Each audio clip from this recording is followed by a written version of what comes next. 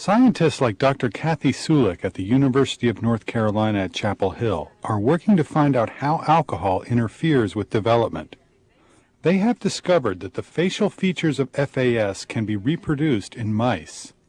In our laboratory, our research has shown that alcohol kills some cells in the brain. It kills them in just specific regions. For example, it kills the cells that will make up the midline of the brain, the cells that are involved in connecting one hemisphere to the other. If we treat embryos at a slightly later stage with high doses of alcohol, we get effects on different parts of the brain.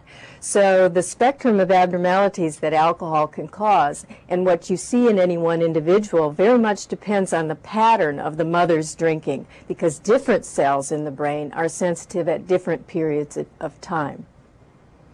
It's important because people don't know they're pregnant yet at those stages, and some of the most severe problems that alcohol can cause can be caused by insult very, very early in development.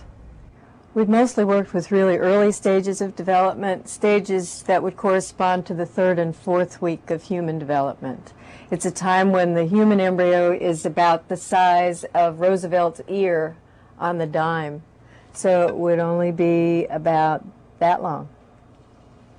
Sometimes with animal studies, you don't really feel very comfortable extrapolating from mouse to man, for example. But we know that at the stages when alcohol can cause very severe damage to the developing brain and face, that the mouse embryo and the human embryo are very, very similar. This shows a mouse embryo at a time that would correspond to early in the 4th week in human development. The mouse looks very similar to the human at this stage. This is the developing face and brain. Here's the developing heart. It would begin to beat at about this stage in development. The part of the embryo that alcohol selectively affects at this stage in development is right along the edge of this portion. And here we can see that the cells that comprise the edge there are stained dark blue. That shows us that those cells are dead or dying. Those cells will eventually form the center of the face and also the center of the brain. And that's the area that's severely affected in children with fetal alcohol syndrome. If we look at a mouse embryo at a slightly later stage, it should normally look like this. The eyes should be here. One of the nostrils should be there, the other there, and this is the area where the mouth is. In an affected embryo whose mother was treated with high doses of alcohol, we see that that portion of the face is quite abnormal. It looks too narrow in the midline because it's missing part of its cells. This normal individual, we should see this central structure.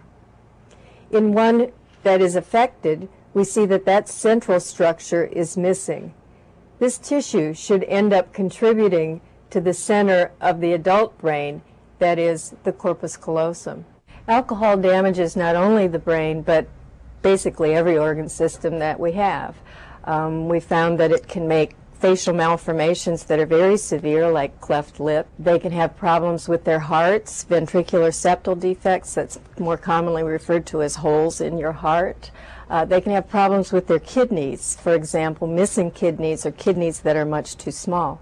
Certainly learning disabilities are probably at what we would consider the minor end of the spectrum of defects caused by alcohol in terms of severity, but it certainly isn't minor in terms of the effect that it has on an individual's life. In San Diego, California, Dr. Terry Jernigan researches the effects of alcohol on brain development.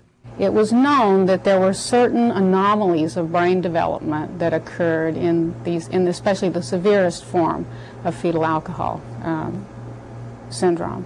And one of the most striking of those were abnormalities of the midline of the brain, including complete agenesis of the corpus callosum. You see here this curved white structure in the midline of the brain that we see in this 12-year-old normal individual is the corpus callosum. That's the normal size and shape of the corpus callosum.